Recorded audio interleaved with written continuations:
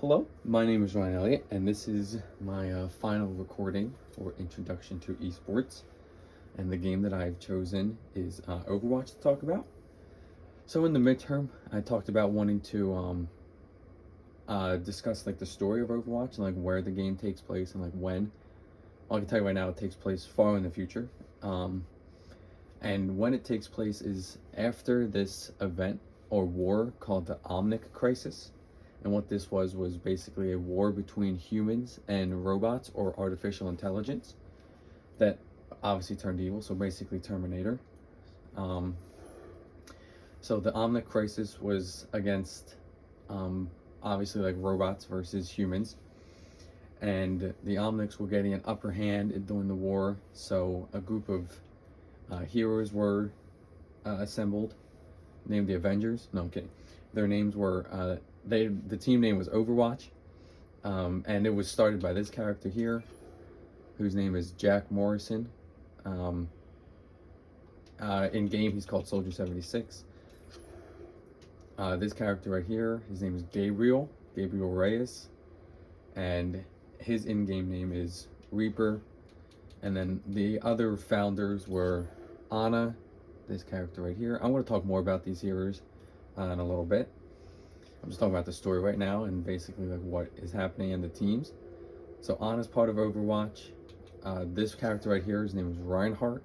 He's part of Overwatch. I put on the skins of them in their Overwatch uniforms, and I did that for the ones that I have. But Reinhardt's also part of Overwatch. Mercy is as well. I don't have her Overwatch skin, but you can, I believe, right here is her Overwatch skin. I don't have it, so I can't really equip it. But Mercy's part of Overwatch. Torbjorn is part of Overwatch. I don't have his Overwatch skin either, so he's just wearing this one. And Tracer is as well. So Overwatch was put together to help fight the Omnics, and then there was a secret organization of Overwatch that was called Blackwatch, and that was led by Reaper, and he has his own skin. This is his Overwatch skin, and this is his skin for Blackwatch, which was used to carry out more like undercover type missions.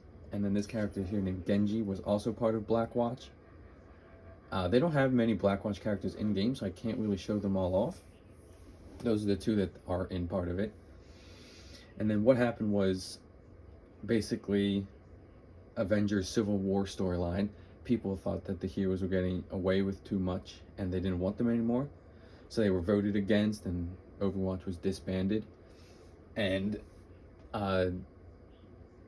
many of the heroes, they like went and off to did their own life.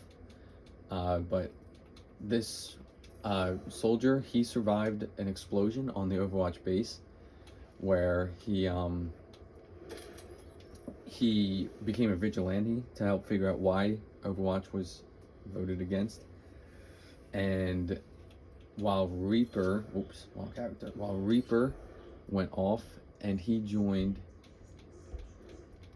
a group called Talon that formed, and Talon is a group of people that wanted to bring back the Omnics. So they're basically like a bad side after the fall of Overwatch. And Talon consists of multiple people, like this one named Doomfist, this character right here named Sigma. Reaper obviously became part of Talon. This character named Widowmaker, and this character named Sombra. These are the characters that they have in game that are part of Talon, but they also have some characters that were actually some of the robots in the Omnic Crisis, like you can play as them. For instance, this one's the character's name is Orisa, but she is a fixed up version of one of the Omnics that was part of the war. So in this game, she's good, but you can play as a skin of her when she was bad. And then another character is this one named Bastion, who also again in game is good, But Overwatch has a bunch of animations. So this one, Bastion's actually a good character in this game as well. And he's survives the war, and basically his memory is wiped, so he becomes like a good Bastion, a good robot. And so basically, Overwatch takes place after this character named Winston was part of Overwatch, but Overwatch, the game, takes place after the Omnic Crisis, and the Omnic Crisis and Talon is returning for a second Omnic Crisis. And since there's no more Overwatch, Winston tries to bring everyone back together, and that's where this game takes place, is trying to fix everything. And that's just the story of it. They're basically, they just want Overwatch to come back because the war is going into the war starting again, and the world is falling into shambles again. So yeah, that's basically just the storyline of the game. A bunch of different teams and different heroes. You can see there's a bunch of different heroes here. There's more than I talked about, and they have their own storylines, but they're not part of like the main Overwatch storyline. All right, so what I want to talk about now is just I want to show off some of the characters and abilities and the game itself, because I mentioned in the midterm that I wanted to talk about and show how there's different characters for anyone. Like, you, no matter how you play video games, there's most likely a character for you in this game. But first, I just want to talk a little bit about the game itself. It's basically, it's a 6v6. For the most part, there's different game modes. For instance, right here, there's arcade, which is where you get a bunch of different ones. So for here, it's an 8-player free-for-all. It's 3v3 elimination. There's capture the flag. There's mystery heroes, where you don't get to pick your hero, the game picks it for you. But normally it's a 6v6 where you choose your own character, and you go against playing different game modes. I like to play competitive. I'm not the best. I did just get Masters though, so I'm happy about that. So yeah, it's just a 6v6 game, different game modes. I'm going to discuss more of it in a little bit. In the game, I'm going to do this right here, hopefully get something good. There are microtransactions, so you can get loot. Let's see what I get, hopefully something good. Alright, I didn't get anything good, but it doesn't matter because I have most of the stuff in the game because I've been playing for so long. But so yeah, now I'm just going to discuss some of the I'm going to play some of the heroes so you can see a little bit of everything. So I'm just going to go into a training range. So this game does have a training range, so if you are new, you can practice with a bunch of different heroes. So in the game, you can see there's 3 different sections. There's tank, which are normally characters with more health. They don't do as much damage, but after some updates, they do eventually. Some of them are pretty strong, like this one. This one's my favorite. And then there's damage heroes. There's a lot of these from here all the way down to here. And then there are healers in the game.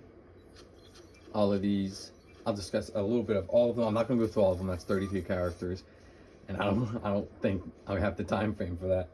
But so yeah, I'm just going to talk about some of the tanks and some of their abilities. So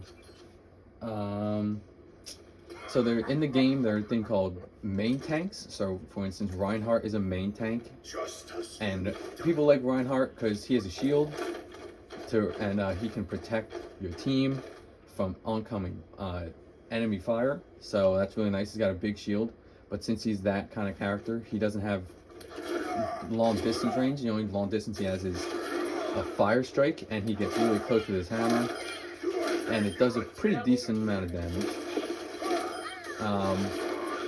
So he does a lot of swinging and breaking of things, and he also protects, so he's nice. He also has this ability, which is a charge, which does a lot of damage. And then his ultimate is called Earth Shatter, and it does a lot. It's really helpful for team fights. So for instance, it does a wide range of area and knocks over the enemies for a bit. So he's just one of the main tanks that people really enjoy. I enjoy playing him. This character Orisa, which I talked about, is another main tank. she's a long distance tank, and she also shoots a shield, but she does a lot of shooting, long distance stuff. She has this and this. I'm not going to go through all the ultimates, just because they take longer to get, but I will go through the tank's abilities. So she has a shield, she has this which pulls enemies closer, and basically that's it. And she has this which prevents like crowd control. And then I'm just going to go through another main tank, which is Sigma, whose primary fire is just, he shoots these little gravity balls. And remember, this is a character from Talon. He also can shoot a rock, and he has a shield as well. And he can take back the shield, and what likes people like him for is he can shoot his shield for a long distance and protect from a distance. And he can, as I said, he can shoot a rock, and he also has this ability called Kinetic Grasp, which like eats bullets and gives him shield. So the tanks have a lot of health. They do a lot of crowd control. And then those are some of the main tanks. And then there's off tanks, which are ones that just kind of, they don't do a lot of protecting. They're just there. They're the ones that are mainly for damage. So for instance, this one here is Roadhog, who does a lot of damage from a distance. And he also, he can heal himself. And he also has this ability, which is a hook, and brings the enemies closer to you. So you can really combo with other characters with this character. Then you have characters like this is Zarya as an off tank, who shoots a laser, and she can also form bubbles around her and her teammates. And the more fire or damage are done to the bubbles on you or the teammate that you put the bubble on, the stronger the beam becomes, so she does a good amount of damage. And then I just want to show off some of the different kinds of DPS characters. So for instance, this one's Cassidy. Just a simple point and shoot character. He just, really simple. He's easy for most new players. You saw right there, one of his abilities to roll. He can roll side to side. He also has a flash ability, which is another form of crowd control. And he can also do the thing called Fan the Hammer. And when you roll, it resets the ammo of your weapon. And I'm going to show off McCree's ultimate. So he has one called Deadeye, which puts you in this mode, and you see the enemy's head becomes red. And it just, if the enemy's head is red, then it eliminates them in one shot, which is pretty nice. People really like that ultimate. So there's a lot of hit scan characters, and then there's projectile characters, which are ones where like their weapon takes longer to hit. So for instance, you can see it hits, I shoot it, but it doesn't hit immediately. There's like a little gap between the time. This character's name is Hanzo. He's part of a sniper group, and he has the ability like this. It's called the Sonic Arrow, and hopefully that bot comes back so I can show you what it does. Yeah, you can see characters through walls. So snipers, there's not many of them, there's only 2, and they do one-shot eliminations to the head. And Hanzo also has the Sonic Arrow. He has this little jump ability, and Storm Arrow, which you shoot arrows much faster. And now DPS ultimates are less crowd control and more damage wise, which makes sense. So his is a dragon that does damage and goes through walls and damages anything that crosses the dragon. So a lot of DPS characters ultimates are damage based. There's not many that do anything else. For instance, I talked about Zarya. Her ultimate just is a black hole and it pulls everybody in. Sigma's ultimate is basically gravity, it reverses gravity and holds everyone in one place. Roadhog's ultimate just pushes people back. So a lot of crowd control in the tank ultimates. As you saw, McCree and Hanzo so far, the hit scan and projectile characters do a lot of damage with the ultimates. And then there's one other kind of character. They're basically the builders. So they build things. So Torbjorn, as I talked about, who's part of Overwatch, he builds these things called turrets, and they're basically aimbot. because they don't miss and they lock on the enemies. But there's two types of builders.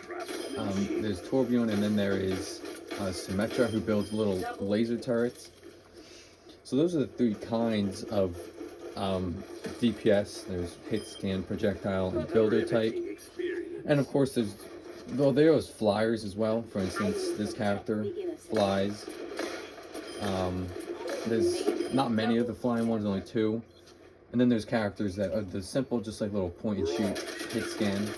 These are the kind of characters you should play if you start playing the game. And then there's characters that are meant for mobility. So this one, as I talked about, Tracer, she has these ability called blinks, and it like really closes the distance, and you can blink and then also go backwards in time. So there's a bunch of different ways you can play DPS. Like there's a DPS character for everyone.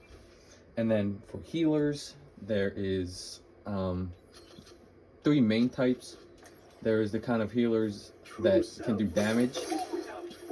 So instance, he puts an orb on enemies, but he can also put a healing orb on teammates. And the healing orb heals teammates while, as you can see it from the health bar, it heals while that orb means whoever has that orb on them takes more damage. So I'm just going to quickly get ultimate for this character's name is Zenyatta. I'm just going to show you what healer ultimates obviously are meant to do more healing. So his ultimate, for instance, does a lot of healing. As you saw from the health bar right there, you really don't take any damage while you're in that ultimate right there. So he's the kind of character that does a little bit of healing and damage at the same time. And then there's the kind of healers that they are able to do a little bit of damage, but their main role is to heal. So they lock on to one character and do their healing. This character can also res you if you get eliminated. That's Mercy, as I talked about. That's the Overwatch character. And then there's this kind of character that it's kind of hard to show off their healing, but I want to talk about when this character is mainly used in the game. But she does healing as she does damage. As you can see, like the little golden animation.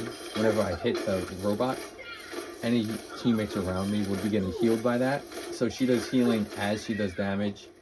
Her ability, she has that. She can, obviously she just hits. She also has this, which is a ranged attack, which also helps with the healing. And she can also has a little bit of ranged healing, so she can throw armor packs on the people from a distance. So there's a bunch of different like abilities you can do. We talked about, I'm just gonna show you this. This character is the Ana character that I talked about, and we know in this class about the ability like sleep. Ana has a sleep ability. She also has that crowd control ability, which prevents healing. You can throw that into a crowd and it prevents healing from enemies, but it doubles the healing for teammates that it hits. So there's a bunch of different characters, and I'm just gonna show off some of this feature a little bit. So if there's a character you like a lot, you can play competitive, you can get competitive points, and you can get their weapon golden. So I have a couple golden weapons just because I play this game a lot. And it just shows that like you kind of like are good at that character, or that you just enjoy them. So you can really stylize how you play the characters. So yeah, that just goes over some of the characters, the different groups of characters, their abilities. And I talked about the game itself. Like I said, in the midterms, it's a 6v6. So now I want to talk a little bit about like the esports side of the game. So we talked about metas. So metas are just ways that people play the game. Like it's what's best in the game right now. So there were a bunch of different metas over time, and the esports side of them really showed off and played a lot of it. So when the game first came out, there was no such thing as role queue. So basically the 6v6, you can play any character. So you could have 5 tanks, 1 healer on your team. You could have 2 DPS, 3 tanks, 1 healer. You can have 4 healers, 2 tanks. You could do whatever. So that was the main thing. There was no roles that you had to play by. So when that was the main game, there was this meta called the GOATS meta, which was played by the esports teams. The GOATS meta was basically just the teams would choose 3 tanks. So basically, you could have a Reinhardt, a Roadhog, and a Zarya on your team. And then the other 3 people would play healers. So you could have like an Ana, a Mercy, or a, let's say a Zenyatta. So the GOATS meta lasted a pretty long time in the esports scene. And then another famous meta was the dive meta. So that was basically they just played a bunch of those, like I showed, a bunch of the mobility characters. So they would play tanks like Diva, who is right here, who's a tank that just, she can fly and she goes pretty fast. And you would also play tanks like Winston, who jump pretty far distances. And then you would play the fast DPS. You would play characters like Genji or Pharah or Soldier. And then you would just play some fast healer. So you would play Lucio, who's one of his abilities is literally speeding up the characters around him. And then you could play really any other healer, because Lucio was the one that kept the dive part of the healer side. So basically the dive meta was just a bunch of fast characters. But eventually the developers updated the game, and the competitive side of the game got this thing called role queue. So if I click on this, you can see you can only play 1 role. So the teams were switched over from being able to play any character you want to forcing you to play 2 tanks, 2 DPS, and 2 healers. So this completely changed how the metas were played in themselves. Obviously, you can see in game you can still play open queue or non-role queue. So you can still play dive metas, but most people don't play it anymore because they started to realize that 2 tanks, 2 DPS, and 2 healers make for pretty good teams. So when they added role queue, there was a bunch of different metas that were introduced. Dive meta was still extremely popular, and it still is, just because it puts a lot of pressure on the enemy team.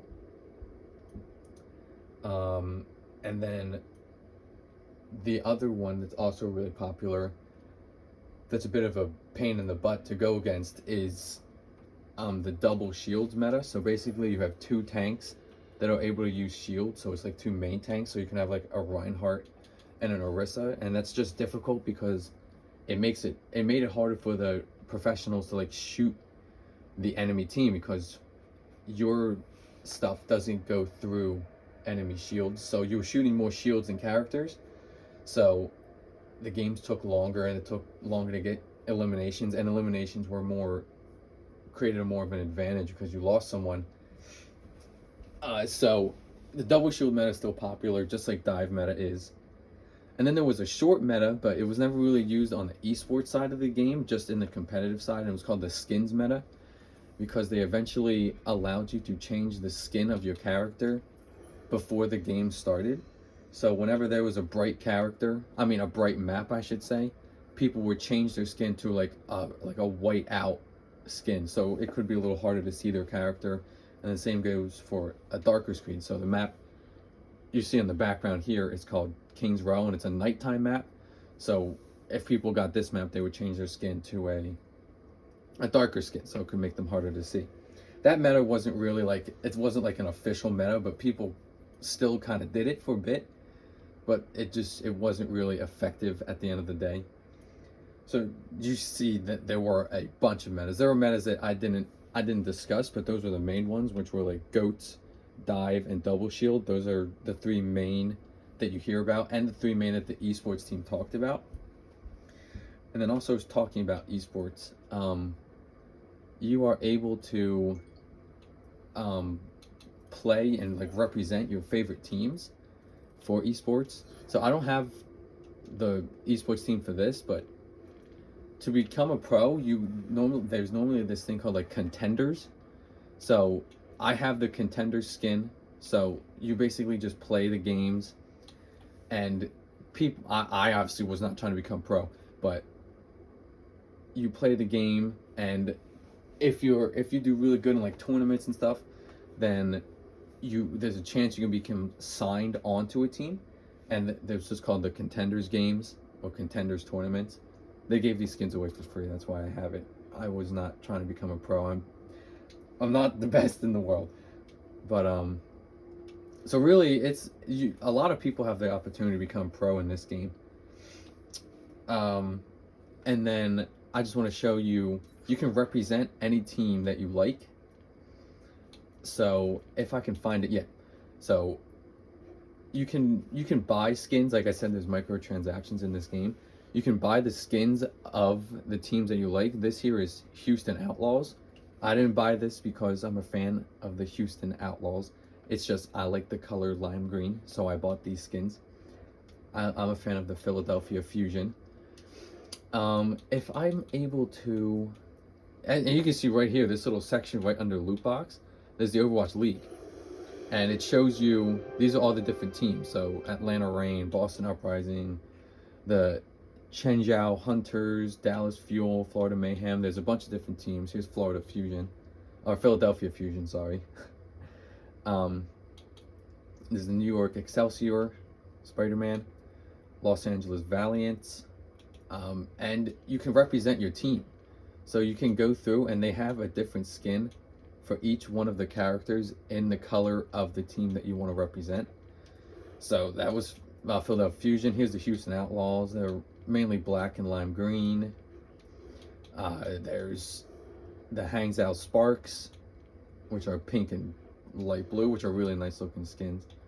There's the Shanghai Dragons, yellow and red. So esports isn't only just about watching. You can also represent in game the teams that you enjoy, which I really like. So you can wear the skins that your favorite teams are playing. So that's basically more about like the esports side of like the metas and everything. So far I talked about the story of the game. I showed off some of the characters, some of their abilities, some ultimates. I talked about the game a bit. I talked about the metas of esports. But now there's the side, I want to show a little bit more of the art style of the game, because I really enjoy the art style. It's very satisfying to look at, the colors and everything.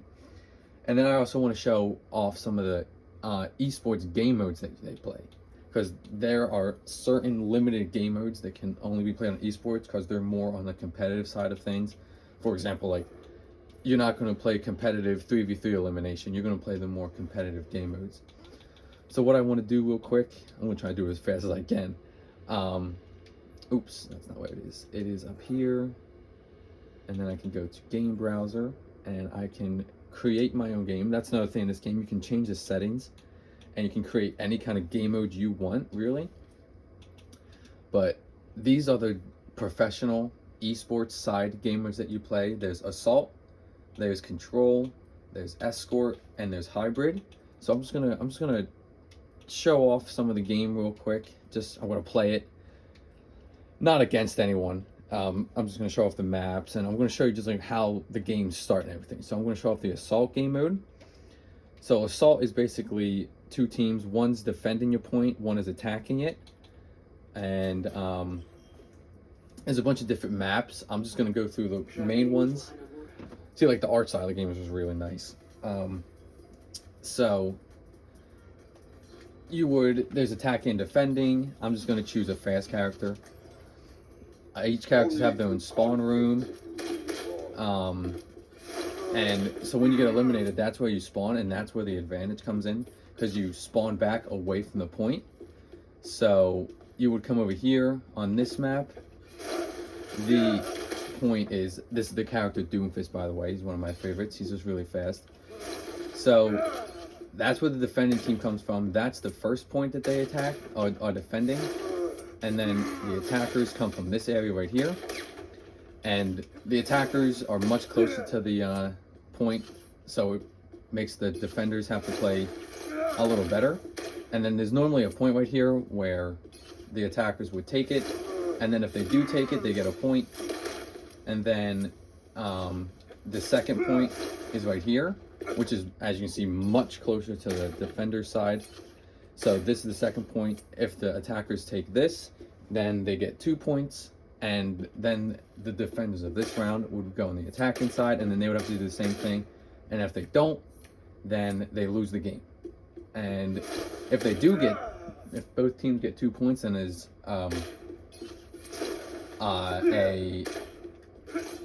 there's more rounds to just see eventually who will not be able to take the points as much as the other team. So whoever has the most points at the end wins the game. And then, so what happens is in the esports, they play, I believe, 3 different rounds. They play rounds of assault, or maybe I think they play 4 rounds actually. They play rounds of assault maps, then they play rounds of control maps, which I'm about to show off. So assault maps, points that have to be defended, and then points that have to be taken by defenders and attackers. For control, it's like almost every other game. There's a control point that both teams are fighting over, and whoever holds the team for 100%, for example, you see at the top it says 0%, 0%. The teams fight back and forth for controlling the point, and with these game modes you can see that like the spawn points are equally as far away. For instance, that's the other teams, and I came from over there, so there's not like an advantage to being on one side, not on this kind of game mode. But they fight over this point. Whoever wins the first round gets the top to 100%. They go to another round, and then if the other team wins the second round, then they go to a third round of trying to control the point. And whoever wins the third round, or if you win 2 rounds in a row, then you win the game. So control is just like King of the Hill in every other game. So that is the second game mode that the esports players have to go and play. Then there is the escort game mode, which is basically you spawn, and there's attackers and defenders in this game mode. I'm not gonna be able to show off the like full details of this one just because it's not a real game. But so the defenders here have a bit of a spawn that's a bit farther away. So the esports team try to work with that, and they come over here, and the attacking side, their spawn's right behind that thing, and this is the point that they have to move. And they have to move this all the way throughout the entire map. And every time they reach a checkpoint, they get a point. And the team that gets it the furthest, or that gets the most points by the end of the game, wins. So basically, whoever moves the point farther or gets the most points win the game. So you try to fight as much as you can on the point so you can continue to push it forward. And yeah, I realize I haven't been showing off the game much, but the game just looks really nice. It's very like satisfying to look at. I don't know why, I just really like the animated kind of style of it all, and like the lighting just looks really nice. So that's the third game mode that is played by the esports pros. And then the final one is if I can, there we go, is I believe it's called hybrid. So as you can assume, it's like a hybrid of all the different kind of game modes. Oh, it's one of my favorite maps too. The game chooses the map whenever you can choose what map you want to play on, but if you're doing what I'm doing, it just gives you a map. So hybrid is the final game mode that is played by the esports professionals. Again, there's attackers and defenders. Yeah, look at the game just looks very nice. It's just a really nice looking game. I just think it's very satisfying. So basically, the defenders come from here, and then you see that this is similar to the escort kind of game modes. like you have to push that. But the attackers, they come from here, on this map at least. That's where the attackers come from, and they come right around here. And then what their goal is to do is to get to this, and there's a point here. So kind of like control. So they have to stay on the point for a certain amount of time, and then once they get it, this thing becomes active, and then they have to push this. So like a escort map. So the first part is control, and then if you beat the control part, you have to go to the you have to push it like the escort, and then it's basically escort for the rest of the game. You just push it all the way to the very end, and then again, whoever pushes it the farthest wins the game. But if one team doesn't even get to complete the control part of the game, and the other team does, then that's another way to win. So either you push it far, or you take the control point and the other team doesn't. But look, it's just such a nice looking game. It's very satisfying. It's colorful, which makes it look really good. It's not like grayed out or anything. So yeah. So overall, I talked about the esports teams. I showed some of those off. I showed you some of the characters and how they'll be able to play differently. I showed you some of the maps, which looked really nice, like the art style and everything. I talked about some of the metas that the esports players play by. I didn't really talk about this. There's the competitive play. I didn't talk about it as much. Again, 6v6, and if you play competitive, you're also bound to those 4 game modes. You don't get to play any of the other ones. And then there's quick play, which is just casual play, really. So overall, there's just the story of Overwatch is pretty. There's a lot of it. There's a new event going on, as you can see, where they just released more story of the game. So the story is really in depth, and it's still growing as Overwatch 2 is hopefully coming out soon. It was announced almost 3 years ago, so we're still patiently waiting, very patiently. So the story is in depth. There's a lot of characters, lots of abilities, different character for everyone. You'll jump on this game and you'll find someone you like to play. If you like going fast, if you like playing a little back, if you like playing aggressive, if you like playing slow, if you like healing, if you like defending, or if you like doing the damage. There's someone for everyone. If you like being up close, if you like being at a distance. And so really, if you can hop on this game and you will find a character that will fit your kind of game style. And they're still adding characters. When Overwatch 2 releases, I believe they said there's going to be around 6 new characters that launched with the game, so that's exciting. Just more characters that people can find that they enjoy the most. And then the different metas I discussed and how that pertains to esports and how the teams play. And then I discussed the esports side of game modes. And I showed you some of the maps. So really, Overwatch is just like, it's very diverse in everything. In the game modes, in the characters, in how you play the game, in the maps. So it's a really good game. I would recommend it for anyone that's looking for something new, because once you start playing it, you'll really enjoy it. And well, that's everything. And thank you for listening.